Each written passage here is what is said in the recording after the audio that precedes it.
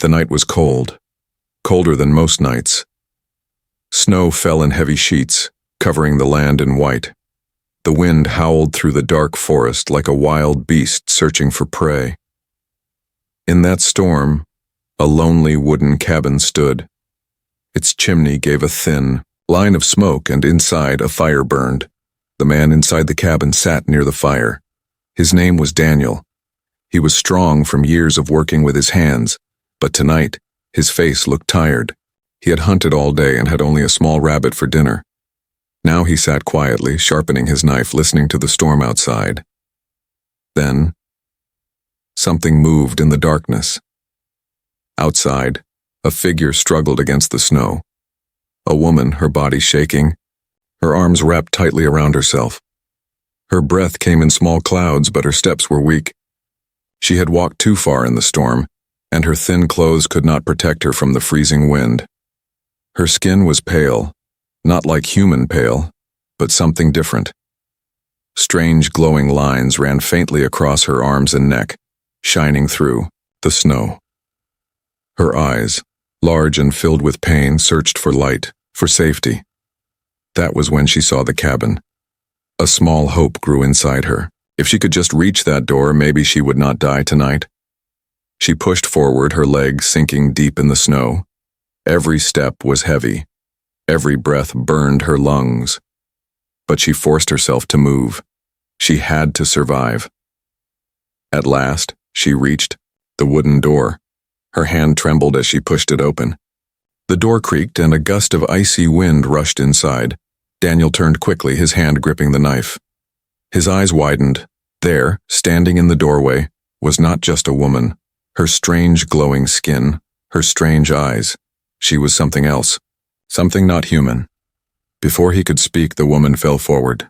She collapsed on the floor with a soft cry. Her lips moved, whispering words almost too quiet to hear. "Please, don't throw me out." Then her eyes closed. She was unconscious. Daniel stared at her. His heart beat fast. Who was she? What was she? He had heard stories of strange beings in the forests, but he had never seen one.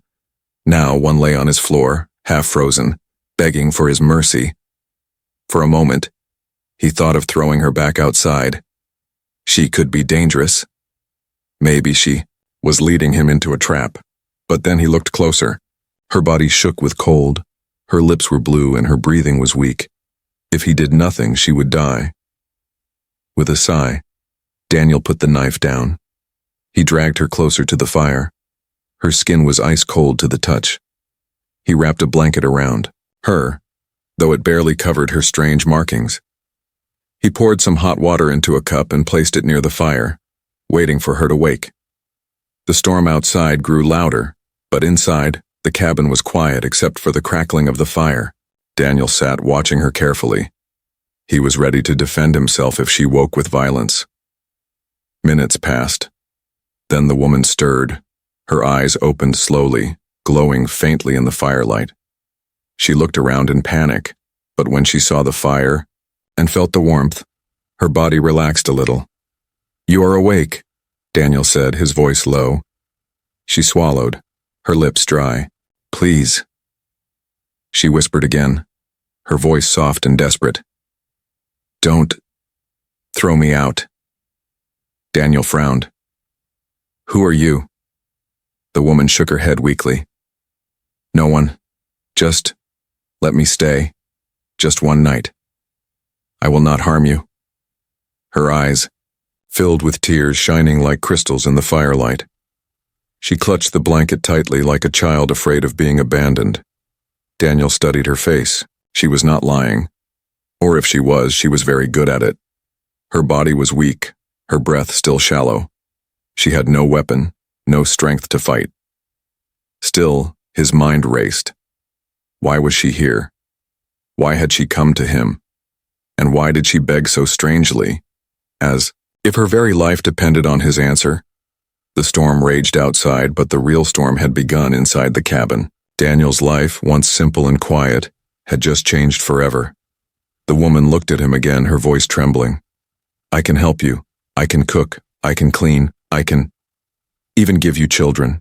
Just don't throw me out into the cold." Daniel froze.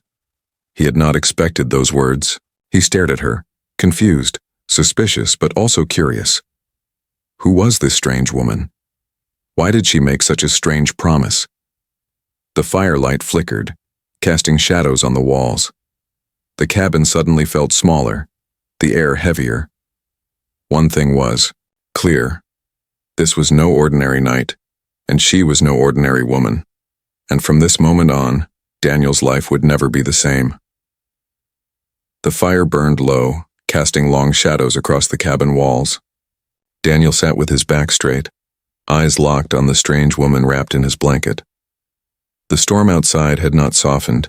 It roared against the wooden walls as if the world itself was warning him that something unnatural had entered his home. Her words still echoed in his head. "I can cook, I can clean, I can even give you children, just don't throw me out." It was an odd bargain, a desperate one, but there had been no hesitation in her trembling voice. Daniel finally broke the silence. "You talk like you already belong here, why?" The woman lowered her eyes. Her lips were pale, her voice a whisper. "Because I have nowhere else to go. Out there I will die. In here, maybe I can live. If I give you reason to keep me." Her tone was strange, half pleading, half determined. It was not the sound of a liar, but of someone who had already lost everything. Daniel leaned forward, his arms resting on his knees. "You're not human. What are you?" The woman hesitated. The firelight danced on her skin, making the faint glowing lines shimmer. They looked like rivers of light under her flesh. She hugged the blanket tighter, around herself. "I am nothing important, my kind. We are not welcome anywhere. I am weaker than the others. They cast me out. I was left in the snow to freeze." Her eyes lifted to his, sharp and filled with a quiet pain. "I only want to survive. If you keep me, I will make myself useful to you. That is my deal." Daniel studied her carefully. Her words carried weight, yet mystery clung to every sentence. Why had her people cast her out? Why speak of bearing children so easily, like a tool, a trade? "Useful?" he repeated. "You break into my home and now you bargain like a trader at the market." Her lips curved, not in a smile, but in a shadow of one. Better to bargain than to beg. Men value what is worth, not pity. Daniel's chest tightened. There was no fear in her eyes now, only the will to cling to life. He had seen that same look in wolves he had once trapped, hungry, desperate but unbroken. She shifted, trying to sit up. Her hair fell across her face, dark against her glowing skin. The blanket slipped, revealing more of the strange lines that glowed along her arms. For a brief moment, Daniel forgot the danger. He saw beauty, alien but undeniable, and it unsettled him. The woman spoke again, steady now. "Give me food, give me shelter, and I will serve you. I can prepare meals that will warm you in ways your fire cannot. I can clean, mend, and, if you wish, I can give you children strong enough to survive both our worlds. Just don't send me back to the storm." Her offer was strange, heavy with promises Daniel did not understand. Still she sat there, shivering but unyielding, waiting for his judgment. He stood, pacing the cabin. His instincts screamed caution. She could be dangerous, but then he remembered how she had collapsed at his door, near death. Could such a fragile creature truly be a threat? "You speak too easily of children," he said at last, his voice sharp. Her eyes did not waver. "Life is survival. My people give what they must to live. I offer the same." The storm battered the cabin, but Daniel heard only the crackle of the fire and the sound of his own heartbeat. He felt the weight of the choice pressing down on him. Finally, he returned to her side. He set a wooden bowl in front of her with the small rabbit stew he had cooked earlier. "Eat," he said. Her hands shook as she reached for the bowl. She lifted the spoon slowly, tasting it. Her face softened, almost peaceful, as warmth spread through her body. She ate quietly, carefully, finishing every drop as though it was the first real meal she had tasted in years. When the bowl was empty, she looked up at him. "Thank you." Daniel crossed his arms. "This does not mean I accept your deal. You stay tonight because I will not send anyone to freeze in a storm. But when morning comes, we will talk again." A flicker of fear returned to her eyes, but she nodded. "Then I will prove myself when the sun rises." Daniel threw another log onto the fire. The flames leapt higher, filling the room with light. He looked at her one last time. "Sleep. But know this. If you try anything foolish, you will not wake again." Her eyes met his, and for the first time, she smiled faintly. Not mockery, not joy, but something else. Relief. "Then I will not give you reason," she whispered. She lay down on the wooden floor beside the fire, curling into the blanket. Within minutes her breathing slowed, deep and steady. Daniel sat awake, watching her. The storm outside raged on, but inside his cabin, a stranger from another world slept under his roof. He knew nothing about her kind, nothing about her true purpose. But one truth had already taken root in his mind. His quiet life was gone. Something larger, something dangerous had entered. And the first deal had just been made. The storm ended by morning. The sky was gray, the world outside the cabin covered in a thick blanket of white snow. Daniel opened the door and looked out. The air was sharp and cold, biting his skin. He closed the door again, shaking his head. It would be a hard day to find food. Behind him, the strange woman stirred. She sat, up slowly, wrapping the blanket around her shoulders. Her glowing lines shone faintly in the morning light. She looked weaker than the night before, but her eyes carried the same determination. "You said you would prove yourself today," Daniel said, turning toward her. "Show me." She nodded. "Then give me something to work with. Food. Anything." Daniel raised an eyebrow. His cabin was simple, his supplies low. A sack of grain, some dried herbs, and the bones of the rabbit stew from last night. Hardly enough for survival, let alone proof of her worth. Still, he pushed the small sack of grain toward her. "This is what I have. If you can do better with this, then show me." The woman took the sack with trembling hands. She spilled some of the grain onto the table, her fingers running through it. Her face softened, as though she understood the weight of the task. She stood, unsteady at first, but then stronger. She moved with a quiet grace, like she had done this before. She searched the cabin with sharp eyes, finding herbs, a pot, and a small wooden spoon. Daniel crossed his arms, leaning back against the wall, watching. "You act as if you've cooked before." She gave a faint smile. "I have. My people never let me fight like the others. I was told I was weak, better suited for small tasks. But small tasks keep one alive. Cooking, mending, caring, these things are survival too." Her words carried a strange bitterness. Daniel frowned but said nothing. She poured water into the pot and set it near the fire. Then, without warning, she placed her hand above the water. A faint glow spread from her palm. The water began to bubble, steam rising before the flames even touched it.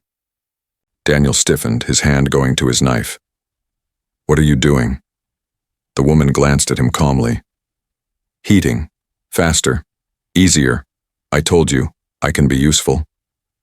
Daniel stayed silent, though his jaw tightened. Magic or power, whatever it was, he did not like it in his home. Yet he could not deny the speed. The water was ready within moments. She ground the herbs with her bare hands, mixing them into the boiling water. She added the grain, stirring slowly. A soft smell began to rise, rich, warm, comforting. Not the bland taste Daniel was used to, but something different. Minutes passed, the air filling with the aroma. Daniel's stomach growled, though he would never admit it. He watched as the woman's movements grew steadier, more confident. The weakness from the night before seemed to fade with each stir of the spoon. At last she poured the thick mixture into a bowl and set it before him. "Eat," she said simply. Daniel hesitated. He looked at the strange glow in her eyes, the quiet pride on her face. Then he picked up the spoon and tasted. The moment the food touched his tongue, his eyes widened. It was simple grain, yet the flavor was deep, layered, almost alive. The warmth spread through his chest, down into his stomach, chasing away the cold that had clung to him since dawn. He ate again, slower this time, studying her as much as the food. "What did you do?" She tilted her head. "Nothing more than cook. Food carries life. If treated well, it gives more than strength. It gives comfort. That is what I can do." Daniel set the bowl down, still staring. He had never eaten anything like it. And this was only with scraps. The woman took the bowl back, finishing what was left. She sighed softly, her body relaxing. For the first time since he found her, she looked almost at peace. "Now do you see?" she asked. Daniel did not answer at once. He walked to the window, staring at the endless snow. His life had been simple: hunt, eat, survive. But now, in one night, everything had changed. A strange woman with glowing skin had entered his home, and in less than a day she had turned scraps into a meal that warmed his soul. Finally he spoke. "You've proven something, but I still don't trust you." Her eyes lowered, but she did not argue. "Trust is slow. Survival is fast. I will wait for trust. But for now, let me stay alive." Daniel turned back to her. She sat by the fire, small and strange, but no longer helpless. There was strength in her, different from his, but strength all the same. The silence between them stretched. Then outside, a sound broke it. A crack in the snow, heavy footsteps approaching. Daniel froze. He moved to the window again, narrowing his eyes. In the distance, dark shapes moved among the trees. Not animals, men. The woman's body stiffened. Her voice dropped low. "They are searching. For me." Daniel's hand closed around his knife. The food in his stomach suddenly felt heavy. The deal she offered had just grown far more dangerous. The cabin grew silent after her warning. Daniel kept his hand tight around the knife, his eyes fixed on the dark shapes moving among the trees. The storm had left thick snow, and each step outside crunched loudly. Whoever those men were, they were not trying to hide. The woman sat close to the fire, her face pale but calm. Her glowing lines pulsed faintly, like streams of light under her skin. She whispered almost to herself, "They should not have found me so soon." Daniel turned sharply. "You knew they would come?" She nodded, her eyes lowered. "They always come. My kind. They do not forgive. They would rather see me frozen in the snow than safe in a human's home." Daniel's jaw tightened. "Why? What crime did you commit?" Her lips trembled, but she said nothing. Instead, she pulled the blanket tighter around her shoulders, staring into the fire as though the flames might answer for her. The footsteps outside drew closer. Daniel cursed under his breath. He had lived in the forest for years, and no one ever came near his cabin. Now, because of her, danger stood at his door. He turned back to her. "If they come inside, and you bring harm to me?" She looked up, her strange, glowing eyes steady. "I will not harm you. I told you I can be useful." Before Daniel could speak again, she lifted her hand toward the fire. Her palm glowed brighter, and the flames obeyed. They leapt higher, twisting as if pulled by invisible strings. The light grew fierce, filling the cabin with warmth and shadows. Daniel stumbled back, his knife raised. "What are you doing?" The woman's voice was soft, steady. "Showing you why they fear me." The fire bent at her command, forming shapes: a wolf, a bird, a river of sparks, all dancing in the air before dissolving into smoke. The heat grew intense, but the wood in the fireplace did not burn faster. The flames lived by her will, not nature's. Daniel's grip on the knife tightened. "You are a witch." Her eyes met his, sharp as a blade. "Not a witch. A mistake. My people are warriors, fighters, hunters. I was different. I could shape energy instead of throwing spears. To them, that was weakness. To me, It is survival. Her hand fell, and the fire returned to normal. The cabin dimmed, though the heat still lingered in the air. Daniel stood in silence, his chest rising and falling. He had never believed in magic, but he had just seen it. Not tricks, not illusions, real power. And it was in his home. Outside, the footsteps stopped. Voices murmured in the distance, though Daniel could not make out the words. The woman stiffened, her head tilting as though she could hear every sound. "They are close," she whispered. "If they come inside, they will kill me. And maybe you too." Daniel's mind raced. He wanted her gone, but not like this. Not with strangers tearing down his door. He stepped closer, his voice low. "If you have power, then use it. Protect yourself." Her eyes widened slightly. "I can, but it will expose me more. The more I use my strength, the easier it is for them to track me. That is why I hid. That is why I froze in the storm." Daniel swore under his breath. He had asked for proof she was useful. Now he had it, and more. But usefulness came with danger. The woman stood, still wrapped in the blanket, her bare feet touching the wooden floor. She walked slowly to the door, her hand glowing faintly. Daniel blocked her path. "What are you doing?" Her voice was calm. "I will make them turn back. They will believe they are lost. They will not find this cabin again." Daniel searched her eyes. There was no fear in them, only resolve. Finally, he stepped aside. She opened the door. The freezing wind rushed in, but she did not flinch. She raised her glowing hand, her lines burning brighter than ever. Outside, the snow swirled unnaturally, rising like a white wall around the trees. The shapes of men blurred in the storm, their shouts carried away by the sudden wind. Daniel watched, his heart pounding. The snow obeyed her as the fire had. It moved in waves, covering tracks, bending sight, confusing sound. Moments later, the forest was silent again. No footsteps, no voices, only the endless snow. She closed the door slowly and sank to her knees, her body trembling with exhaustion. The glow in her skin dimmed, leaving only faint traces of light. Daniel rushed forward, catching her before she fell. "You'll burn yourself out," he muttered.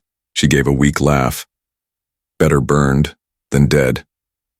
Her head rested against his chest for a moment, and then she pulled away, forcing herself upright. Her breathing was heavy, but her eyes were still sharp. "They will not return tonight," she said softly. "But they will keep searching, they will never stop." Daniel stared at her in the firelight. She was dangerous, yes. But without her, his cabin would already be ash, and he would be lying in the snow outside. He set the knife back on the table. "If you stay here, you follow my rules.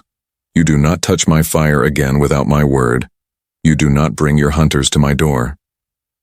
She looked at him, her face unreadable. Then she nodded. "Deal. I will obey. I told you I can be useful." Daniel turned away, but unease clawed at him. She had shown her strange powers, yes, but also her hunters, and deep inside, he knew the truth. The storm outside was nothing compared to the storm that had just entered his life. The fire was low again, its glow soft against the cabin walls. Outside, the forest was silent, buried in snow. The hunters had gone, but their presence lingered like a shadow in Daniel's mind. He could still hear their muffled voices in the wind, still picture their dark shapes moving through the trees. The woman sat near the fire, her knees pulled close to her chest. The blanket wrapped around her like a second skin. Her glowing lines were faint now, dull from exhaustion, but they pulsed every so often like a heartbeat. Daniel sharpened his axe by the door, his eyes never leaving her. He had lived alone for years. He trusted no one, not even the few traders who came through the forest. But now, a stranger with strange powers sat in his cabin, eating his food, sleeping under his roof. And she was being hunted. At last, Daniel spoke. His voice was steady but edged with suspicion. You say your people cast you out. You say they wanted you dead. Why? The woman's eyes flickered with the firelight. For a long time she did not answer. Her lips parted, closed again. Her hands gripped the blanket tighter. Daniel's tone hardened. If I am risking my life by keeping you here, then I want the truth. Not half of it. Not whispers. The truth. Her eyes lifted slowly to meet his.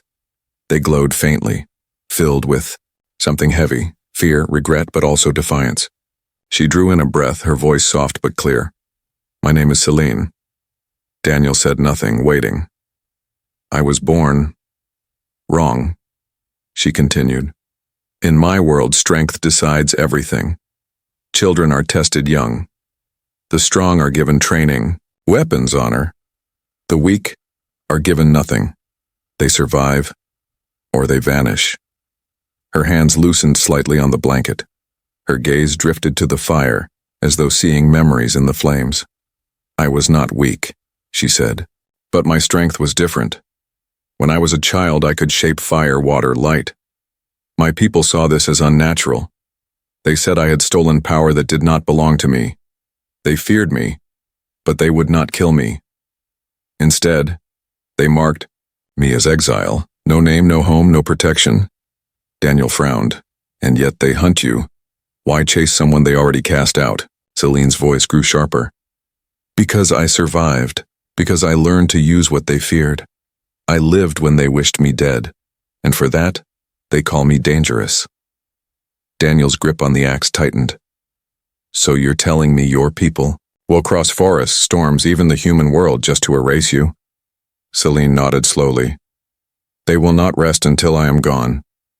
To them, I am proof that their laws are wrong, and proof is dangerous. Silence fell again. The fire cracked, sending sparks into the air. Daniel studied her, weighing every word. He could see the truth in her trembling hands, in the way her voice shook when she said, exile. But he also saw something else, a strength buried deep, one that frightened even her. After a moment, Daniel asked quietly, why here? Why my cabin? Celine's lips curved into the faintest of smiles, sad and fragile. Because your fire was the only light in the storm. I thought, if I begged, maybe you would let me stay until morning. I did not expect to still be here. Daniel's chest tightened at her words. He remembered the way she had collapsed on his floor, her voice barely a whisper. Please don't throw me out. He shook the memory away. You put me in danger, Celine. If your hunters find this place again, they won't just kill you. They'll kill me too. Her eyes darkened. She lowered her head. I know. That is why I offered you everything I could. Cooking, work, even children. I thought if I made myself worth keeping, you would not regret saving me. Her honesty struck him harder than any blade. There was no pride in her voice, only survival. Daniel sighed heavily, setting the axe aside. You are a strange one. Celine gave a soft laugh, though her eyes shimmered with unshed tears. Strange enough to live. Strange enough to be hated. Strange enough to end up here in the cabin of a man who should have thrown me back into the snow. Daniel studied her long and hard. She was not lying, but that did not make the choice easier. He finally said, if you stay, you follow my rules. You do not bring them to me. You do not use your powers unless I say so. You will work, and you will obey. Do you understand? Celine lifted her head slowly. For a moment she looked at him not as a beggar, but as something else. An equal making, a bargain. I understand, she said. And in return I will make this cabin more than a place of survival. I will make it a place of life. Daniel felt a strange shiver at her words. He could not tell if it was hope or danger. The fire crackled again, filling the silence. Outside, the snow fell lightly, hiding tracks, covering the world in white. But inside the cabin, truths had been revealed, and with them, a fragile bond was born. Yet in Daniel's heart, one question still remained. Could he truly trust Celine? Or was he sheltering the very storm that would one day destroy him? The days passed slowly in the cabin. Outside, the forest lay quiet under a heavy blanket of snow. Inside, life had begun to change. Selene kept her word. She cooked every day, turning scraps of food into meals rich with warmth and flavor. She cleaned the cabin until the wood shone, mended Daniel's old clothes with careful hands, and kept the fire strong even in the coldest nights. For the first time in years, Daniel did not feel the heavy silence of solitude. Yet with each passing day, unease grew inside him. Selene was useful. There was no denying that. But she was also dangerous. Her glowing lines pulsed brighter whenever she was near the fire. Sometimes, when she thought he was not looking, she touched objects and made them shift, bend, or spark. She never meant harm, but her power was always there, just beneath the surface. Daniel could not ignore it. One morning he stepped outside to chop wood. The cold air stung his face, but his thoughts weighed heavier than the frost. He raised his axe, striking again and again into the frozen logs. Each crack of wood echoed his doubt. Could he trust her? Or was she simply waiting for the right moment to reveal her true intentions? When he returned, Selene was humming softly, stirring a pot over the fire. The smell filled the cabin, warm and inviting. She looked up, her glowing eyes catching the light. "You are troubled," she said softly. Daniel frowned. "You read minds now?" Selene shook her head. "No, but you carry your doubt in your face, in your silence. I feel it every time you look at me."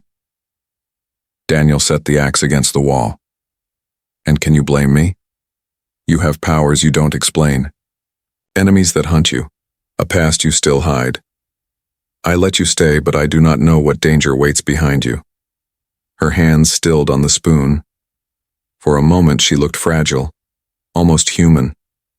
Then she said quietly, "Danger has always followed me, but it follows you now only because you opened your door." Daniel clenched his jaw. "So it's my fault?" "No," Selena replied, shaking her head. "It is mine. But I will not run again. I will not freeze in the snow. If danger comes, I will face it here." Her words were steady, but Daniel heard something beneath them, fear hidden under pride. That night, after they ate, Daniel lit a lantern and sat near the window, watching the trees. The forest was silent, but too silent. He remembered the hunters' voices, the crunch of their boots in the snow. They could return any day, any night. Selene sat by the fire, mending one of his torn shirts. Her glowing lines shone faintly, a reminder of everything she was and everything she brought into his life. Finally, Daniel broke the silence. "What happens if they find us again?" Selene's hands paused on the cloth. She looked into the flames, her voice low. "Then blood will fall on your floor. Theirs, or mine. Perhaps yours." Daniel's grip on the lantern tightened. Her answer chilled him more than the winter outside. He had always lived by simple rules: hunt, survive, avoid trouble. But now, trouble sat in his cabin every night, cooking his meals, sleeping by his fire. And yet, he could not bring himself to throw her out. The following day, Daniel went to fetch water from the frozen stream. As he filled the bucket, he noticed something unusual: footprints in the snow. Not his, not hers, fresh, heavy, too close to the cabin. He returned quickly, his chest tight. Selene looked up as he pushed the door shut. "What is it?" she asked. "Tracks," Daniel said. "Someone has been here."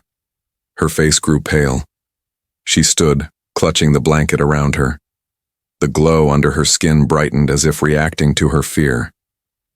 "They are searching again," she whispered. "I told you they never stop." Daniel's mind raced. If hunters were near, the cabin was no longer safe. But where else could they go?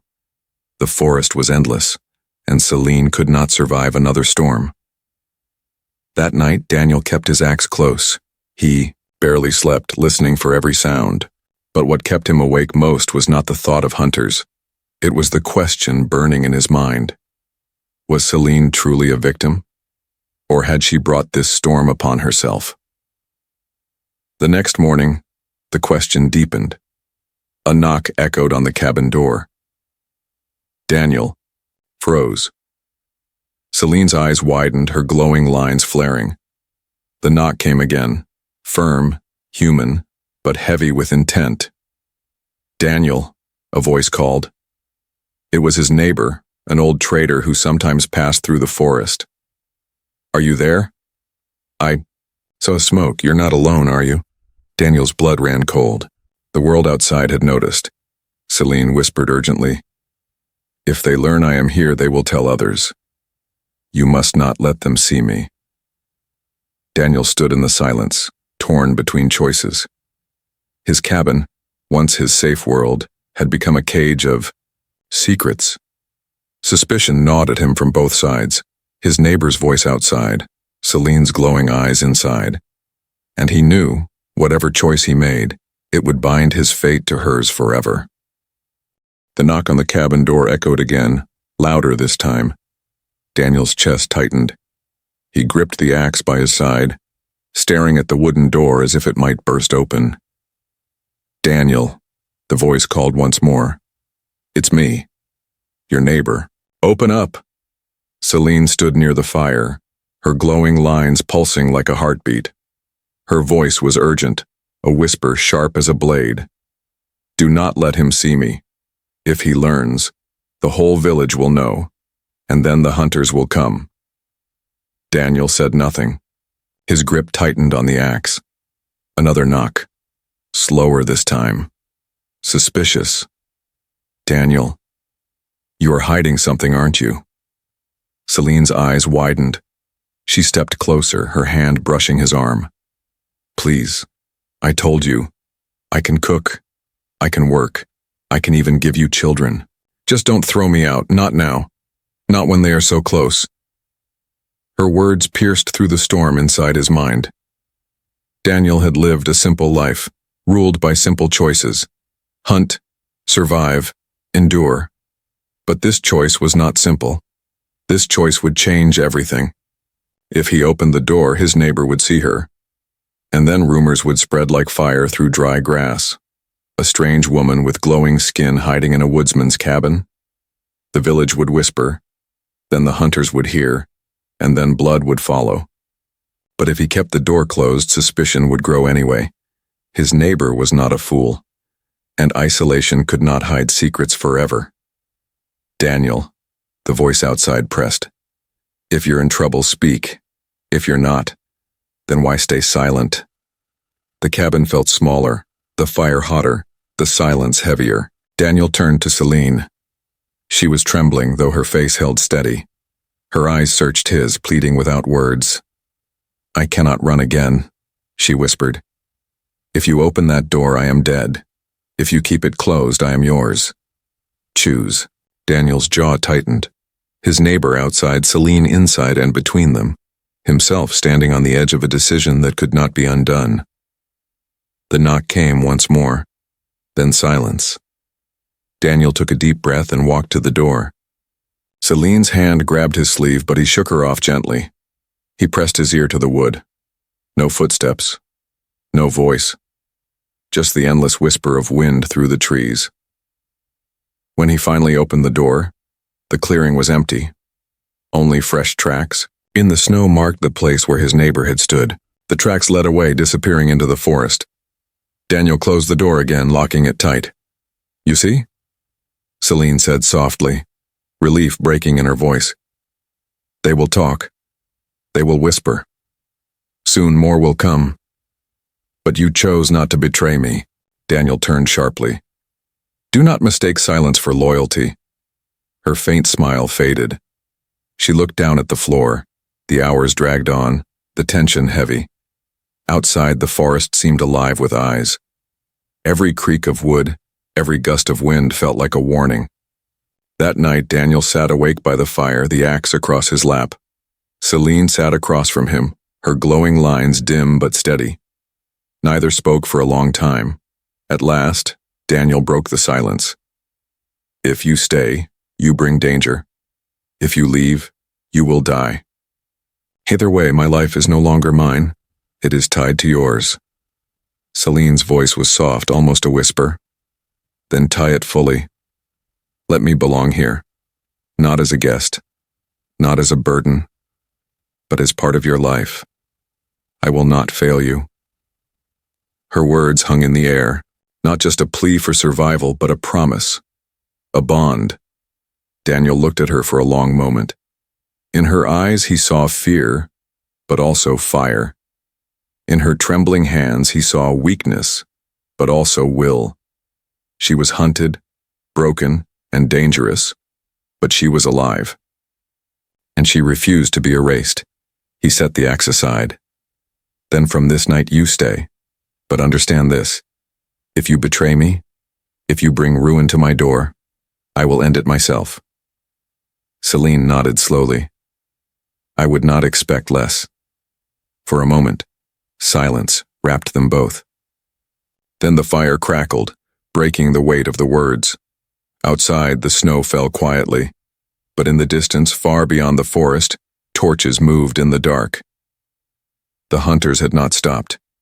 They had only grown closer. Celine's head lifted suddenly, her glowing lines flaring bright. She turned to the window, her eyes sharp. They are coming. Daniel's heart pounded. His hand returned to the axe. The cabin, once his safe refuge, was now a fortress on the edge of war, and as Celine's whisper filled the room, "Please, don't throw me out," Daniel understood. The final choice had been made, and there was no turning back.